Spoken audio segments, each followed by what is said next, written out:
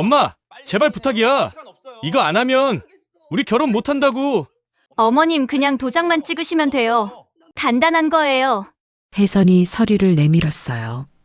잠깐만 빌리는 거예요. 결혼하면 바로 돌려드릴게요. 그녀는 그날 떨리는 손으로 도장을 찍었습니다. 그들은 나를 무시했죠. 나이 들었다고 아는 게 없다고 하지만 몰랐을 거예요. 내가 변호사를 선임했단 걸. 그리고 법정에서 판사는 말했습니다. 아파트는 어머니께 반환합니다. 그 순간 내 삶도 함께 돌아왔습니다. 그녀는 그날 떨리는 손으로 도장을 찍었습니다. 남편이 물려주고 간 평생 지켜온 보금자리를 순식간에 잃어버렸습니다. 박정숙 72의 할머니입니다. 서울 외곽의 낡은 아파트 단지. 그녀는 9층 끝 집에 살고 있어요. 34평짜리 구축 아파트였습니다. 아침 6시 정숙은 눈을 떴어요. 침대 옆 협탁 위에는 남편 사진이 놓여 있었습니다. 여보, 오늘도 좋은 하루 되세요. 정숙은 작게 인사했어요. 남편은 5년 전에 세상을 떠났습니다. 부엌으로 갔습니다. 낡은 가스레인지에 냄비를 올렸어요. 미역국을 끓였습니다. 남편이 좋아하던 음식이었죠. 식탁에 밥상을 차렸어요. 정숙은 혼자 숟가락을 들었습니다. 식사를 마치고 설거지를 했어요. 창문 너머로 아침 햇살이 들어왔습니다. 정숙은 잠시 창밖을 바라봤어요. 단지 안놀이터에서 아이들이 뛰어놀고 있었습니다. 거실 장롱 위에는 액자가 놓여 있었어요. 아들 도윤의 대학 졸업 사진이었습니다. 액자를 내려 먼지를 닦았습니다. 도윤은 43세 아들이에요. 정숙의 외아들이었습니다. 중견기업에서 과장으로 일하고 있었죠. 정숙은 도윤을 혼자 키웠어요. 남편은 건설 현장에서 일했습니다. 정숙은 식당에서 설거지를 했어요. 새벽부터 밤까지 일했습니다. 도윤이 초등학교 다닐 때 정숙은 매일 새벽 5시에 일어나서 아들 도윤의 도시락을 쌌습니다. 중학교 때는 학원비가 많이 들었습니다. 정숙은 낮에는 식당, 밤에는 편의점에서 일했어요. 허리가 아파도 참았습니다. 아들만 잘 되면 됐으니까요. 고등학교 때 도윤은 공부를 잘했어요. 정숙은 기뻤습니다. 대학에 보내고 싶었어요. 더 열심히 일했습니다. 대학 입학금을 마련하려고 정숙은 남편과 함께 대출을 받았어요. 2천만 원 당시로는 큰 돈이었습니다. 하지만 아들을 위해서라면 괜찮았어요. 도윤은 좋은 대학에 들어갔습니다. 졸업 후 대기업에 취직했어요. 정숙은 그날 남편과 함께 울었습니다. 우리 아들이 해냈어요. 행복한 눈물이었어요. 남편이 돌아가신 건 5년 전이었습니다. 폐암이었어요. 병원에서 6개월을 버텼습니다. 마지막 날 남편은 정숙의 손을 잡았어요. 여보 미안해, 집도 변변찮은 걸 물려줘서. 정숙은 고개를 저었습니다. 무슨 소리예요? 이 집으로 충분해요. 내 걱정은 하지 마세요. 남편이 또 힘겹게 말을 이어갔습니다. 우리 땅만은 절대 팔지 마. 언젠가 쓸모 있을 거야. 정숙은 고개를 끄덕였습니다. 알았어요. 지킬게요. 남편이 물려준 건 2가지였어요. 34평 아파트 한 채, 그리고 경기도 외곽의 땅 300평. 남편과 함께 평생 모은 돈으로 이 아파트를 장만하고, 땅은 남편의 아버지, 그러니까 도윤의 할아버지가 물려준 거였습니다. 아무것도 없는 허허벌판이었어요. 농사도 지을 수 없는 야산이었죠. 남편이 떠나고 정숙은 혼자가 됐습니다. 도윤은 바빴어요. 한 달에 한 번 정도 전화했습니다. 명절에도 회사 일이 있다며 오지 않을 때가 많았어요. 정숙은 외롭지 않다고 말했습니다. 하지만 밤이면 눈물이 났어요. 남편 사진을 보며 혼잣말을 자주 했습니다. 사실은 많이 외로웠거든요. 그러던 어느 날 도윤에게서 전화가 왔어요. 엄마 나 결혼해. 정숙의 심장이 뛰었습니다. 곧 인사드리러 갈게요. 정숙은 웃었어요. 아들이 드디어 가정을 꾸리는구나. 홀로 지내는 도윤이 늘 걱정되었거든요. 일주일 후 도윤은 결혼할 사람과 내려온다고 했습니다. 약속한 그날이 왔어요. 정숙은 옷장을 열었습니다. 제일 좋은 옷을 꺼냈어요. 떨리는 손으로 다림질을 했습니다. 거울 앞에 서서 옷을 입어봤어요. 화장도 오랜만에 했답니다. 혜선 35. 깔끔한 베이지색 정장을 입고 들어왔습니다. 어서 와요. 우리 도윤이 잘 부탁해요. 혜선이 미소 지었습니다. 어머니 안녕하세요. 목소리는 또박또박했어요. 하지만 왠지 모르게 눈빛은 차갑게 느껴졌습니다. 혜선은 회계사라고 했어요. 대형 회계법인에 다닌다고. 정숙은 고개를 끄덕이며 들었습니다. 도윤이 머뭇거리다가 말을 꺼냈습니다. 엄마, 부탁이 있어. 우리 신혼집 구하려고 하는데 대출 받으려니까 조건이 안 좋아. 정숙은 귀 기울여 들었어요. 혜선이 말을 이었습니다. 어머님 아파트 명의를 저희로 잠깐만 옮기면 대출 조건이 훨씬 좋아져요. 금리도 낮아지고 한도도 높아지고요. 정숙의 손이 멈췄어요. 아파트 명의를 옮겨달라고? 혜선이 고개를 끄덕였습니다. 형식적인 거예요. 결혼하고 나면 바로 다시 어머니 명의로 돌려드릴게요.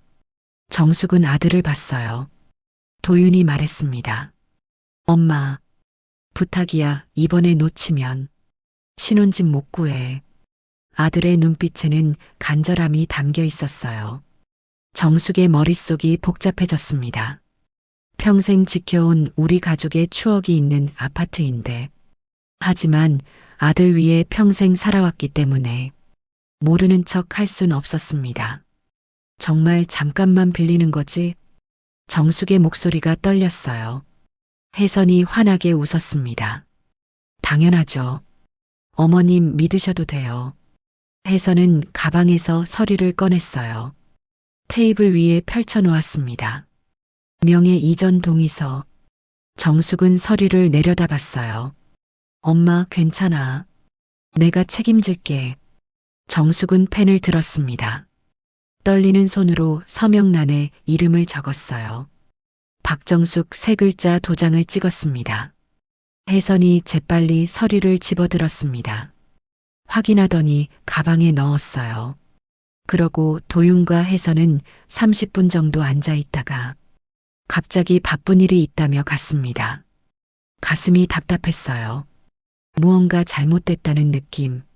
하지만 애써 외면했습니다. 정숙은 남편 사진 앞에 섰습니다. 여보, 목소리가 떨렸어요. 내가 잘한 걸까요? 남편은 대답하지 않았습니다. 사진 속에서 그저 웃고 있을 뿐이었어요. 그날 밤 정숙은 잠들지 못했습니다. 며칠 후 도윤에게서 문자가 왔어요. 엄마, 명예 이전 완료됐어. 고마워. 짧은 문자였습니다. 언제 한번 혜선이와 내려와. 저녁이라도 같이 먹자. 라고 말하고 싶었지만 말을 꺼내지 못했습니다. 정숙은 휴대폰을 내려다봤어요. 그날 오후 정숙은 주민센터에 갔습니다. 등기부등본을 발급받았어요. 집으로 돌아와 펼쳐봤습니다. 소유자 명의의 아들과 며느리 이름. 서류를 든 손이 떨렸습니다. 정숙은 천천히 소파에 앉았어요. 가슴이 무너지는 것 같았습니다. 정말 돌려받을 수 있을까? 의심이 고개를 들었어요. 정숙은 고개를 저었습니다. 우리 아들은 그런 애가 아니야. 창밖을 봤어요. 해가 지고 있었습니다. 어둠이 천천히 내려왔어요. 정숙은 남편 사진을 바라봤습니다. 제가 잘못한 건 아니겠죠? 사진 속 남편은 여전히 웃고 있었어요. 정숙에게는 그 미소가 걱정스러워 보였습니다. 그날 밤 정숙은 또 잠들지 못했어요. 시계 초침 소리만 들렸습니다. 그러나 그녀는 아직 몰랐습니다. 엄청난 일이 기다리고 있다는 것을 어딘가 깊은 곳에서 정숙은 느끼고 있었어요. 무언가 돌이킬 수 없는 선을 넘었다는 걸. 명예 이전 일주일 후 정숙은 매일 휴대폰을 들여다봤어요. 도윤에게서 연락이 오길 기다렸습니다.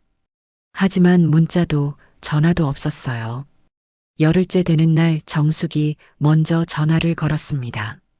신호음이 길게 울렸어요. 받지 않았습니다. 문자를 보냈어요. 도윤아, 엄마야. 잘 지내고 있니? 답장은 다음 날 저녁에 왔습니다. 응, 바빠. 나중에 연락할게. 짧은 문자였어요. 2주가 지난 어느 날 오후, 혜선에게서 전화가 왔어요. 정숙은 반가운 마음에 받았습니다. 저 혜선이에요. 그래요, 잘 지냈어요? 혜선의 목소리는 차갑고 사무적이었습니다. 어머님, 신혼집 리모델링 공사 들어가거든요. 정숙은 귀를 기울였어요. 그래요? 공사 언제 하는데요? 다음 주부터요. 그래서 어머님께 부탁드릴 게 있어요. 정숙의 가슴이 두근거렸습니다. 공사하는 동안 어머님이 좀 다른 데 계셔야 할 것 같아요. 소음도 심하고 먼지도 많이 날 거거든요. 어디서 지내라는 거예요? 정숙은 너무 당황스러웠습니다. 걱정 마세요. 임시로 방을 하나 구했어요. 짐 챙기셔서 거기로 가시면 돼요. 혜선의 목소리에는 배려가 없었습니다. 명령에 가까웠어요. 근데 공사가 얼마나 걸리는 거예요? 정숙이 조심스럽게 물었습니다. 한 달, 2달, 공사 상황을 봐야 알아요. 도윤이 한 달 전즈음 제게 찾아왔습니다. 신혼집을 구하다가 결국 예산이 안 맞아서 못 구했다며 내가 사는 아파트에 3년만 같이 살자고 했습니다. 아들의 부탁이라 이번에도 거절하지 못했어요. 그리고 신혼방 공사하는 걸 허락해 달라 했습니다. 신혼방만 살짝 손보는 거라 오래 걸리지 않을 거라고. 그런데 갑자기 나가라고 하니 앞이 깜깜해졌습니다. 집을 비워야 한다는 말은 없었거든요. 그럼 명예 이전한 거 어떻게 되는 거냐 물었더니 법적인 문제로 그것도 시간이 걸린다고만 했습니다. 아들의 간절한 부탁이라 또 그렇게 믿어줬습니다. 낯선 곳으로 가야 한다는 게 무섭고 두려웠는데 혜선은 대수롭지 않게 말했어요. 주소 문자로 보내드릴게요. 열쇠는 관리실에 맡겨놨어요. 전화가 끊겼습니다. 정숙은 휴대폰을 든 채 멍하니 서 있었어요. 문자가 왔습니다. 주소가 적혀 있었어요. 서울 외곽의 낯선 동네였습니다. 정숙은 한숨을 쉬었어요. 며칠 후 정숙은 짐을 쌌습니다. 옷가지 몇 벌과 남편 사진, 이불 한 채, 작은 캐리어 하나가 전부였어요. 집을 나서며 뒤돌아봤습니다. 34년을 산 집이었어요. 도윤을 키운 집, 남편과 함께했던 집, 눈시울이 뜨거워졌습니다. 버스를 2번 갈아탔어요. 1시간 반을 걸려 도착했습니다. 낯선 동네였어요. 골목은 좁고 어두웠습니다. 주소를 찾아 걸었어요. 낡은 다세대 주택 앞에 섰습니다. 페인트가 벗겨진 철문에 녹슨 우편함. 반지하 101호 정숙은 계단을 내려갔습니다. 축축한 냄새가 났어요. 반지하 101호. 문을 열었습니다. 4평 남짓한 원룸이었어요. 창문은 반쯤 땅에 묻혀 있었습니다. 햇빛이 거의 들어오지 않았어요. 벽에는 곰팡이가 피어 있었습니다. 싱크대는 녹슬어 있었어요. 화장실 문은 제대로 닫히지도 않았습니다. 정숙은 캐리어를 내려놓았어요. 방 한가운데 서서 천천히 둘러봤습니다. 가슴이 무너지는 것 같았어요. 벽에 기대 주저앉았습니다. 무릎을 끌어안고 앉아 있었어요. 눈물이 흘렀습니다. 그날 밤 정숙은 딱딱한 바닥에 이불을 깔았어요. 남편 사진을 베개 옆에 놓았습니다. 여보, 나 외롭고 무서워. 혼잣말이 새어나왔어요. 그렇게 한 달이라는 시간이 지났습니다. 정숙은 원룸에서 나오지 않았어요. 장을 보러 갈 때만 밖에 나갔습니다. 등이 굽어지는 것 같았어요. 도윤에게 전화를 걸었습니다. 도윤아, 공사 언제 끝나니? 엄마, 조금 더 걸릴 것 같아. 얼마나 더? 잘 모르겠어. 나중에 연락할게. 도윤은 급하게 전화를 끊었습니다. 먼저 전화해서 잘 계시냐고 안부조차 묻지 않는 아들. 정숙은 휴대폰을 내려다봤습니다. 나중에라는 말. 그 말이 자꾸 귀에 맴돌았습니다. 2달 후 정숙은 혜선에게 전화했습니다. 여러 번 신호음이 울렸는데도 받지 않았습니다. 문자를 보냈어요. 혜선아, 공사 언제 끝나니? 답장은 다음 날 왔습니다. 조금만 더 기다려주세요. 일주일 후 정숙은 다시 전화했어요. 이번에도 혜선은 받지 않았습니다. 정숙은 휴대폰을 꼭 쥐었어요. 손이 떨렸습니다. 다음 날 정숙은 결심했어요. 직접 가보기로. 아파트로 향했습니다.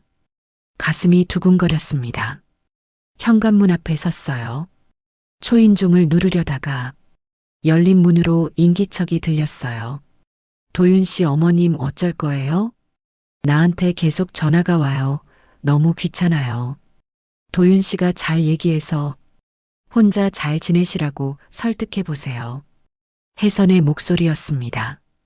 정숙의 손이 멈췄어요. 혜선의 목소리는 차갑고 날카로웠습니다. 도윤의 목소리가 들렸어요. 알았어. 화내지 마. 내가 잘 얘기해 볼게.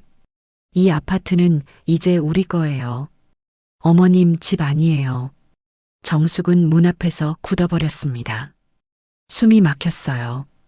가슴이 무너지는 것 같았습니다. 신혼 공간은 우리만의 공간이어야 하잖아요. 어머님과 함께 사는 건 너무 싫어요. 정숙은 뒤로 물러섰습니다. 다리에 힘이 풀렸어요. 벽에 기댔습니다. 정숙은 그 앞에 한참을 서 있었습니다. 눈물도 나오지 않았습니다. 뒤돌아서서 엘리베이터를 탔어요. 거울에 비친 자신의 얼굴을 봤습니다. 핏기 없는 얼굴에 움푹 들어간 눈. 낯선 사람 같았어요. 아파트를 나왔습니다. 해가 지고 있었습니다. 어둠이 내렸어요. 원룸으로 돌아가는 버스 안에서 창밖을 바라봤어요. 불 켜진 아파트들이 보였습니다. 따뜻한 집에서 남편과 함께 된장찌개를 끓여 먹던 그 시절이 너무 그리워졌습니다. 눈물이 왈칵 쏟아졌습니다. 축축하고 쾌쾌한 원룸에 도착했습니다. 정숙은 불을 켰어요. 형광등이 깜빡이며 켜졌습니다. 바닥에 주저앉았어요. 남편 사진을 꺼냈습니다. 사진 속 남편이 웃고 있었어요. 정숙의 목소리가 떨렸습니다. 여보, 우리 집이 이제 우리 집이 아니래요. 눈물이 쏟아졌어요. 내가 뭘 잘못한 걸까요? 아들 믿은 게 잘못인가요? 정숙은 사진을 가슴에 안았습니다. 한참을 울었어요. 그날 밤 정숙은 잠들지 못했습니다. 천장을 바라보며 누워 있었어요. 문득 떠올랐습니다. 남편이 남긴 유품 중에 아직 열어보지 않은 상자가 있었어요. 일어나 캐리어를 열었습니다. 작은 나무 상자를 꺼냈어요. 남편의 시계, 반지, 그리고 편지 한 장이 들어 있었습니다. 남편의 글씨였어요. 정숙아, 어떤 순간에도 너 자신을 먼저 지켜. 정숙의 손이 멈췄어요. 편지를 다시 읽었습니다. 무조건 희생만 하고 참기만 하면 아무도 너를 지켜주지 않아. 너 자신을 먼저 지켜. 정숙은 편지를 가슴에 대었어요. 남편의 목소리가 들리는 것 같았습니다. 눈물이 또 흘렀어요. 분노가 치밀어 올랐어요. 정숙은 편지를 내려놓았습니다. 그리고 휴대폰을 들었어요. 검색창에 입력했습니다. 법률 상담 전문 변호사. 여러 개의 결과가 나왔어요. 정숙은 하나씩 읽어 내려갔습니다. 새벽 2시까지 검색했어요.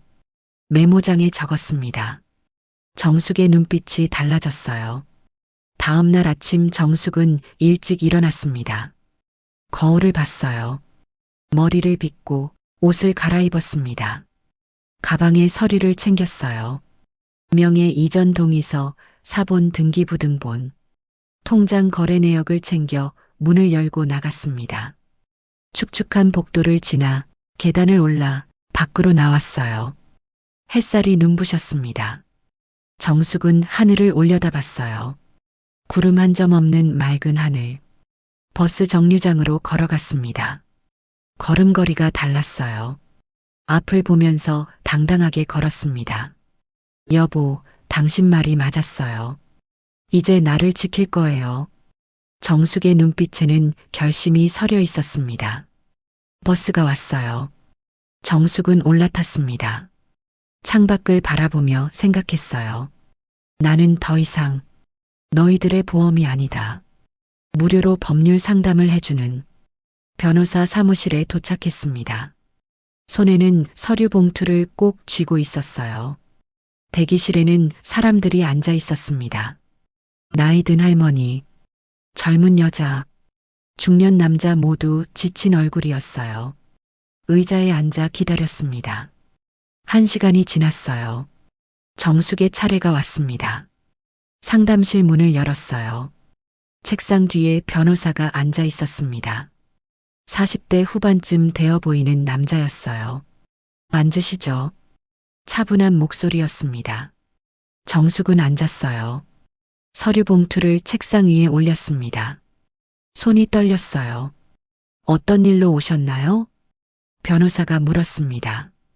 정숙은 천천히 입을 열었어요. 제 집을 아들한테 빼앗겼어요. 목소리가 떨렸습니다. 변호사는 고개를 끄덕이며 메모했어요. 처음부터 차근차근 말씀해 주세요.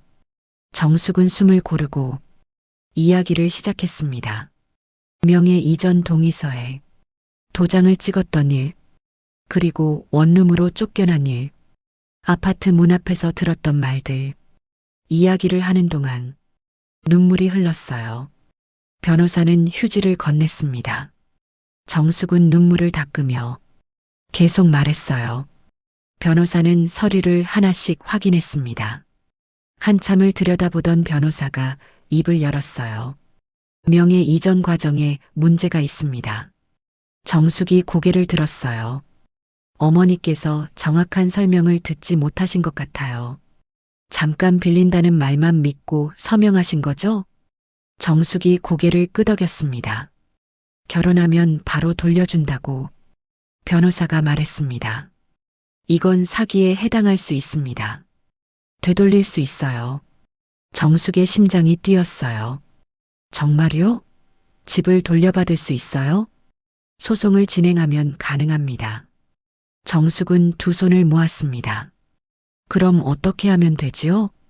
변호사는 서류를 정리하며 설명했어요. 먼저 내용 증명을 보내야 합니다. 명예 반환을 요구하는 거예요. 그래도 안 되면 소송을 제기하고요. 정숙은 메모하며 들었어요. 비용은 얼마나 들까요? 조심스럽게 물었습니다. 소송 비용은 약 300만 원 정도 예상됩니다. 정숙의 얼굴이 굳었어요. 제가 가진 돈이 많지 않아요. 변호사가 미소 지었습니다. 법률구조공단에 신청하시면 지원받을 수 있어요. 걱정하지 마세요. 정숙은 고개를 숙여 인사했어요. 정말 감사합니다. 변호사는 정숙의 손을 잡았습니다. 힘내세요. 이길 수 있어요. 상담소를 나왔습니다. 정숙은 계단을 내려가며 주먹을 쥐었어요. 가슴이 두근거렸습니다. 희망이 보였어요. 며칠 후 정숙은 법률구조공단에 신청했습니다. 서류를 제출하고 상담을 했습니다. 일주일 후 승인이 났습니다. 변호사가 배정됐어요. 50대 남자 변호사였습니다. 경력이 많은 사람이라고 했어요. 첫 상담날 변호사는 서류를 꼼꼼히 검토했습니다. 이거 명백한 사기예요. 아드님과 며느님이 계획적으로 한 겁니다. 정숙의 가슴이 철렁했어요. 아들이 계획적으로 자신을 속였다니. 내용 증명 먼저 보내겠습니다. 변호사가 말했어요. 그 후 반응을 보고 소송 진행하죠. 정숙은 고개를 끄덕였습니다. 일주일 후 내용 증명이 발송됐어요. 아파트 명의를 원래 소유자인 박정숙에게 반환하라는 내용.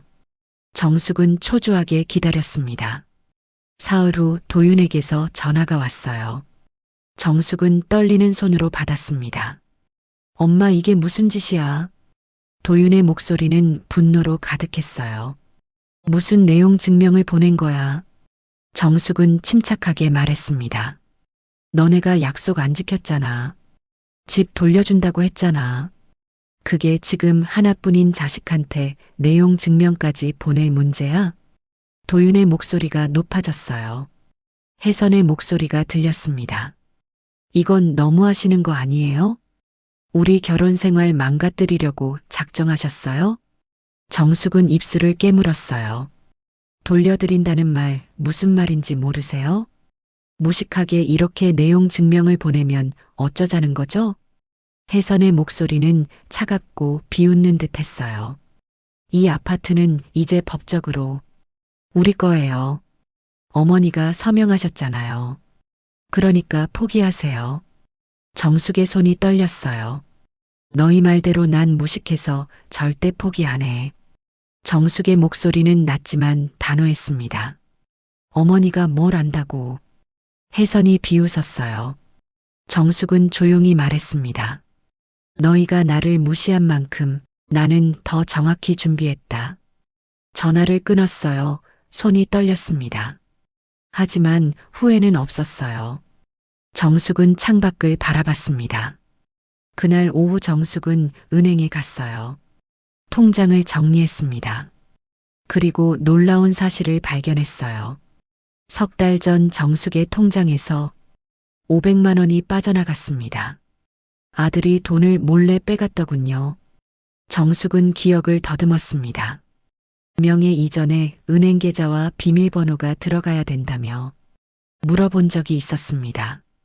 그게 계획의 일부였던 거예요. 명의도 뺐고 돈도 뺐고 정숙을 완전히 내쫓으려 했던 겁니다. 거래 내역서를 출력했습니다. 변호사에게 보여줘야 했어요. 증거였으니까. 법률사무소로 향했습니다.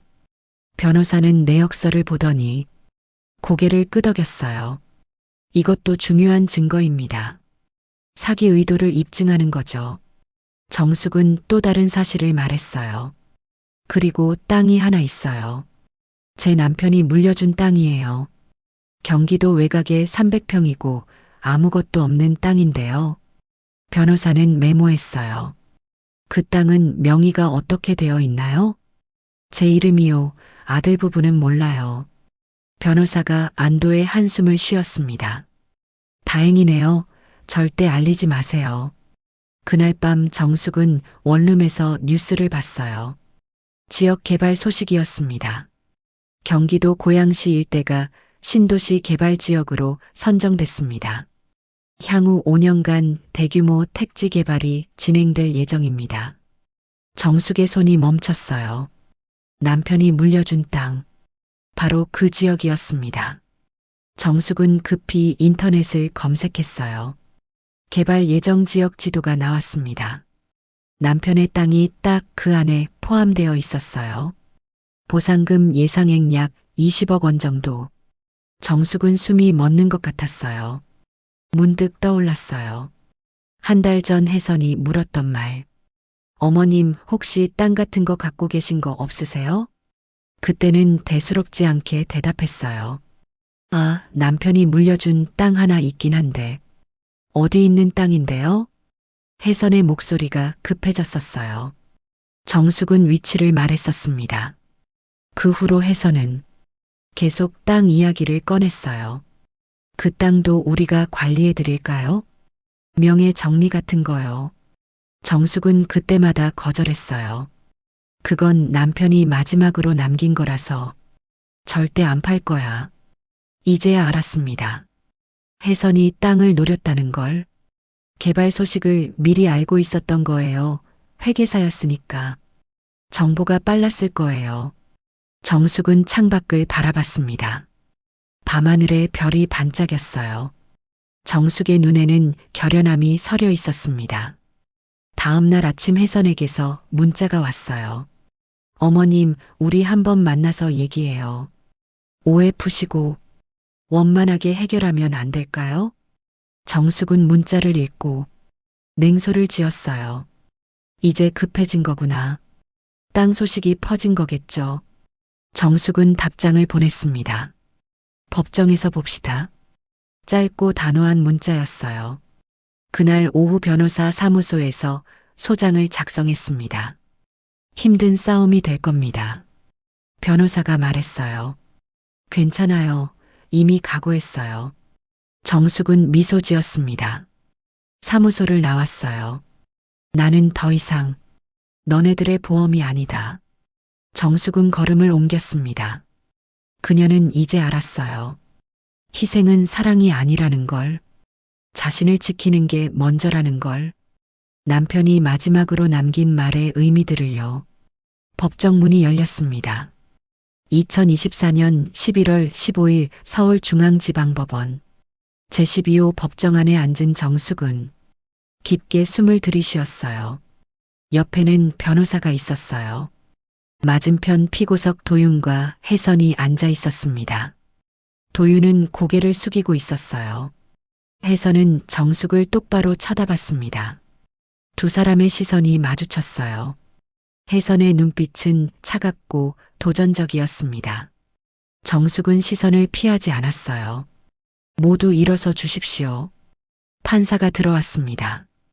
50대 남자 판사였어요. 단정한 법복을 입고 있었습니다. 판사가 자리에 앉자 모두 앉았어요. 민사 제2023-3756호 사건. 원고 박정숙, 피고 이도윤, 박혜선. 부동산 명예 반환 청구 사건을 시작하겠습니다. 판사의 목소리가 법정에 울렸어요. 정숙의 심장이 뛰었습니다. 손바닥에 땀이 났어요. 변호사가 정숙의 손을 가볍게 두드렸습니다. 원고 측 변론을 시작하십시오. 정숙의 변호사가 일어섰어요. 재판장님, 이 사건은 명백한 사기입니다. 피고들은 원고에게 잠깐 명의를 빌린다고 거짓말했습니다. 실제로는 영구적으로 빼앗을 의도였습니다. 변호사의 목소리는 단호했어요. 증거 자료가 제출됐습니다. 명예 이전 동의서, 그리고 당시 대화 내용 녹취와 문자 메시지 기록입니다. 원고는 72세 고령입니다. 법률 지식이 없는 노인을 기만한 겁니다. 변호사가 서류를 들어보였어요. 판사가 서류를 검토했습니다. 법정은 조용했어요. 시계 초침 소리만 들렸습니다. 피고 측 변론하십시오. 혜선의 변호사가 일어섰어요.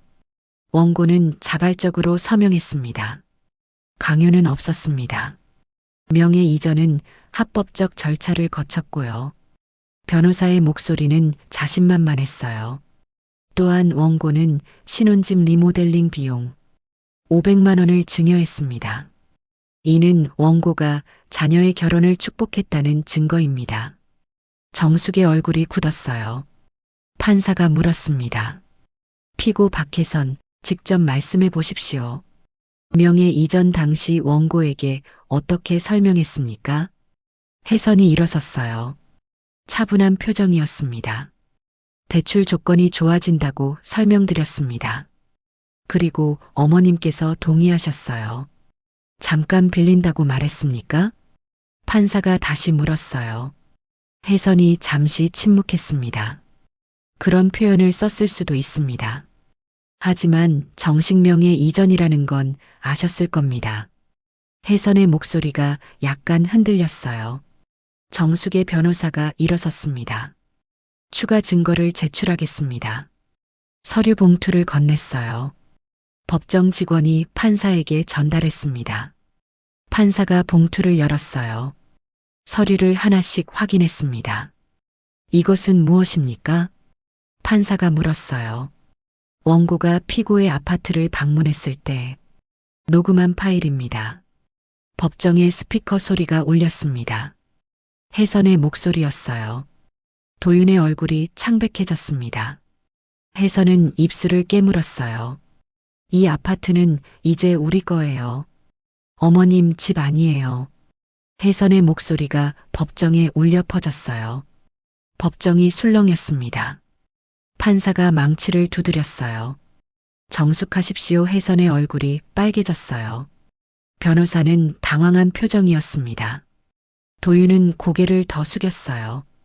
피고 박혜선, 이 녹음이 사실입니까? 판사가 물었습니다. 혜선은 대답하지 못했어요. 입술만 떨렸습니다. 정숙의 변호사가 말했습니다. 재판장님, 하나 더 있습니다. 또 다른 서류를 제출했어요. 피고들은 원고가 소유한 땅까지 노리고 있었습니다. 최근 그 땅이 신도시 개발지역으로 선정됐습니다. 보상금은 약 20억 원으로 추정됩니다. 법정이 다시 술렁였어요. 20억이라는 숫자에 사람들이 웅성거렸습니다. 피고 박혜선은 회계사입니다. 개발 정보를 미리 알 수 있는 위치에 있었죠. 명예 이전 한 달 전부터 원고에게 땅에 대해 물었습니다. 판사가 혜선을 쳐다봤어요. 사실입니까? 혜선은 창백한 얼굴로 일어섰습니다. 그냥 관심이 있어서 물어본 거예요. 땅을 빼앗으려던 건 아니에요. 정숙의 변호사가 문자 기록을 제출했습니다. 피고가 원고에게 보낸 문자입니다. 땅 명의도 정리해 드릴까요? 라고 여러 번 물었습니다. 어머니 땅 팔 생각 없으세요? 제가 좋은 조건 알아볼게요. 라고 보냈습니다. 혜선이 주저앉을 듯 흔들렸어요. 판사가 물었습니다. 피고 이도윤은 할 말 있습니까? 도윤이 떨구었던 고개를 들었습니다. 처음으로 어머니와 눈이 마주쳤어요. 정숙의 눈에는 눈물이 고여 있었어요. 하지만 흘리지 않았습니다. 그저 아들을 바라봤어요. 엄마 미안해. 도윤은 울먹이며 말했습니다. 내가 잘못했어. 혜선이 도윤의 팔을 잡아당겼습니다. 당신 지금 뭐 하는 거예요? 하지만 도윤은 계속 말했어요. 나도 사실 아파트가 탐이 났어. 내 명의로 갖고 싶었어. 엄마를 내쫓기 위해서 계획한 건 절대 아니야. 도윤이 흐느꼈습니다. 그리고 땅까지 빼앗으려던 건 절대 아니었어. 그건 혜선이가 다 혼자 꾸민 일이야. 뭐 하자는 거야? 지금 나한테 떠넘기는 거야? 혜선은 몸을 부들부들 떨면서 소리쳤습니다. 당신도 알면서 한 거잖아. 땅 개발된다고 했을 때 좋아한 거 당신이잖아. 두 사람이 서로를 노려보고 있었습니다. 분노와 배신의 눈빛이었습니다. 법정은 술렁거렸어요. 판사가 망치를 두드렸습니다. 법정이 다시 조용해졌어요. 판사가 서류를 정리했습니다. 그리고 입을 열었어요. 판결을 하겠습니다. 정숙의 심장이 멎는 것 같았어요. 변호사가 정숙의 손을 잡았습니다. 이 사건은 명백한 기망행위입니다. 원고는 정확한 설명을 듣지 못한 채 서명했고 피고들은 이를 이용해 부동산을 취득했습니다. 판사의 목소리가 울렸어요. 따라서 명예 이전은 무효입니다. 정숙의 눈이 커졌어요. 피고 이도윤, 박혜선은 30일 이내에 서울시 구로구 소재 아파트를 원고 박정숙에게 반환하라. 판사가 망치를 내리쳤습니다. 선고를 마칩니다. 정숙은 그 자리에 멈춰 있었어요. 이겼어요. 집을 되찾았어요. 변호사가 정숙을 안았습니다. 정숙의 눈에서 눈물이 쏟아졌어요. 뒤쪽에서 혜선의 비명이 들렸습니다. 말도 안 돼. 이럴 수가. 혜선이 의자를 쳤어요. 도윤은 주저앉아 있었습니다. 두 손으로 얼굴을 감싼 채 어깨가 떨렸어요. 정숙은 일어섰습니다. 천천히 피구석 쪽으로 걸어갔어요. 도윤 앞에 섰습니다. 도윤이 고개를 들었어요. 눈물 범벅인 얼굴이었습니다. 엄마 미안해, 정말 미안해. 도윤이 울먹였어요. 정숙은 아들을 내려다봤습니다. 한때는 세상 전부였던 나의 소중한 아들. 평생을 바쳐 키운 아들. 이제는 낯선 사람처럼 느껴졌어요. 정숙은 조용히 말했습니다. 도윤아 목소리는 차분했어요. 나는 내 엄마야. 나도 사람이야. 예전에 착한 내 아들은 어디 간 거니? 도윤이 고개를 떨구었어요. 정숙은 돌아섰습니다. 뒤돌아보지 않았어요. 법정을 나왔습니다. 복도는 밝았어요. 창문으로 햇살이 쏟아져 들어왔습니다. 정숙은 창밖을 바라봤어요. 파란 하늘과 햇살이 눈부셨습니다. 변호사가 다가왔습니다. 정말 수고 많으셨어요. 정숙은 고개를 끄덕였어요. 고맙습니다. 덕분에 집을 돌려받았어요. 아니에요. 어머님이 포기하지 않으셔서 이긴 거예요. 정숙은 미소 지었습니다. 오랜만에 짓는 진짜 미소였어요. 법원 밖으로 나왔습니다. 계단을 천천히 내려갔어요. 사람들이 오가고 있었어요. 정숙은 고개를 들어 하늘을 올려다봤어요. 여보, 봤어요? 제가 이겼어요. 당신이 남긴 집 지켜냈어요. 바람이 불었습니다. 따뜻한 바람이 정숙의 머리카락을 흔들었어요. 남편이 대답하는 것 같았습니다. 잘했어, 정숙아. 이제 내 인생을 살아. 이제 시작이었습니다. 일주일 후 드디어 아파트로 돌아왔습니다. 5개월 만에 돌아온 집이었습니다. 현관문 앞에 섰어요. 정숙은 잠시 숨을 고르고 천천히 문을 열고 안으로 들어갔습니다. 집은 텅 비어 있었어요. 도윤과 혜선이 짐을 모두 가져간 뒤였습니다. 거실 바닥에는 먼지만 쌓여 있었어요. 정숙은 천천히 걸었어요. 방마다 돌아보며 걸었습니다. 발소리만 공허하게 울렸어요. 남편과 함께 잠들던 안방에서 한참 멍하니 서 있었어요. 창문을 열었어요. 먼지가 날렸습니다. 바람이 들어왔어요. 정숙은 창가에 섰습니다. 아래로 놀이터가 보였어요. 아이들이 뛰어놀고 있었습니다. 웃음소리가 들렸어요. 정숙은 그 소리를 들으며 미소 지었습니다. 예전에는 들리지 않던 소리였어요. 짐을 풀기 시작했습니다. 원룸에서 가져온 캐리어 많지 않았어요. 남편 사진을 꺼냈습니다. 사진 속 남편이 웃고 있었습니다. 며칠 후 정숙은 집을 정리했어요. 청소를 하고 커튼을 새로 달았습니다. 가구는 간단하게 들였어요. 소파 하나, 식탁 하나, 침대 하나. 정숙에게는 충분했어요. 남편이 물려준 이 집. 일주일 후 정숙은 은행에 갔습니다. 땅 보상금이 나왔어요. 22억 원 통장을 받아들었어요. 한참을 멍하니 있었습니다. 평생 처음 보는 금액이었어요. 이제 진짜 내 인생을 살기로 했습니다.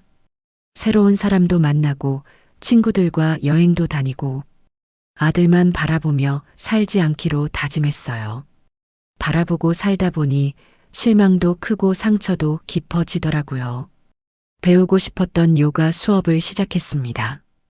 10명쯤 되는 노인들이 모여 있었습니다. 안녕하세요. 처음 오셨죠? 옆에 있던 할머니가 말을 걸었어요. 반가워요. 저는 김순자예요. 수업이 끝나고 다 같이 함께 차를 마셨습니다. 순자는 웃음이 많고 밝은 사람이었어요. 일주일이 지났습니다. 정숙은 아침마다 산책을 했어요. 꽃들을 보고 새소리를 들었습니다. 점심에는 카페에서 책을 읽었어요. 오후에는 미술 수업에 참여했습니다. 그림을 그리는 게 이렇게 즐거운 줄 몰랐어요. 저녁에는 친구들과 산책했습니다. 어느 날 정숙의 휴대폰이 울렸어요. 모르는 번호였습니다. 엄마 도윤이야. 정숙은 잠시 침묵했어요. 무슨 일이니? 엄마 미안해.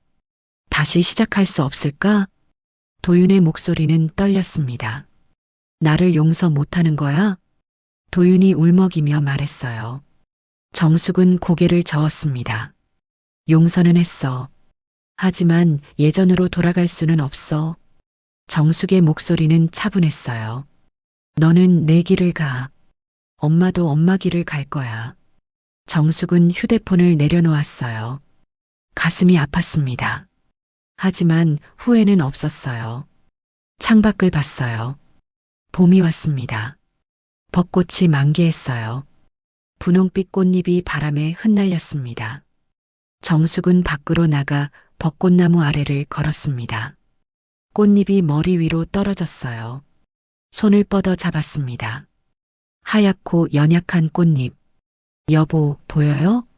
정숙은 하늘을 올려다봤어요. 제가 이렇게 살고 있어요.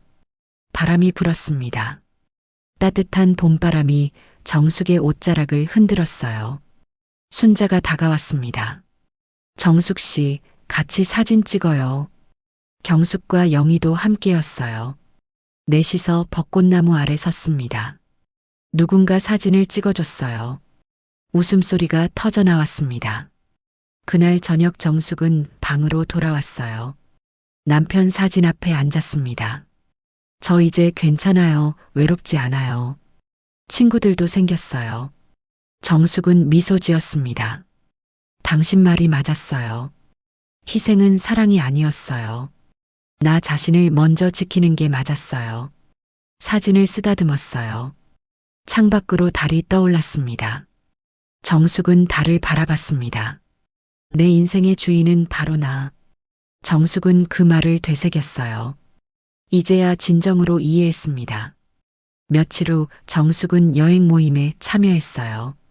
제주도로 가는 3박 4일 일정이었습니다. 설렜습니다. 창밖으로 구름이 보였어요. 제주도는 아름다웠습니다. 바다가 펼쳐져 있었어요. 정숙은 해변을 걸으며 파도 소리를 귀 기울여 들었어요. 살아있다는 게 느껴졌습니다. 이른둘 아직 늦지 않았어요.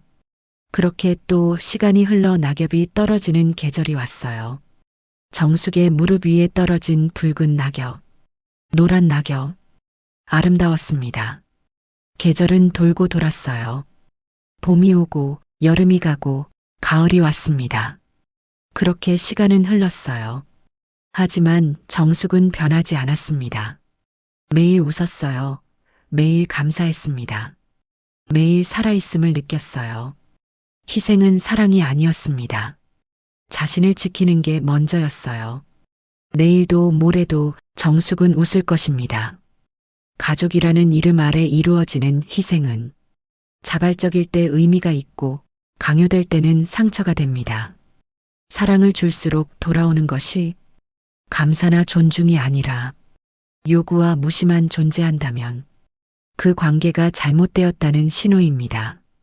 우리는 누군가의 도구나 지갑이 아니라 한 사람의 존엄한 인생입니다. 내가 지켜야 할 가장 소중한 사람은 때로는 가족이 아니라 바로 나 자신일지도 모릅니다. 긴 시간 함께 해주셔서 감사합니다. 오늘 이 이야기가 누군가에게 위로가 되길 바랍니다. 소중하고 따뜻한 응원글 남겨주세요. 그리고 구독과 좋아요 눌러주시면 감사하겠습니다. 다음 이야기를 이어가는 큰 힘이 된답니다.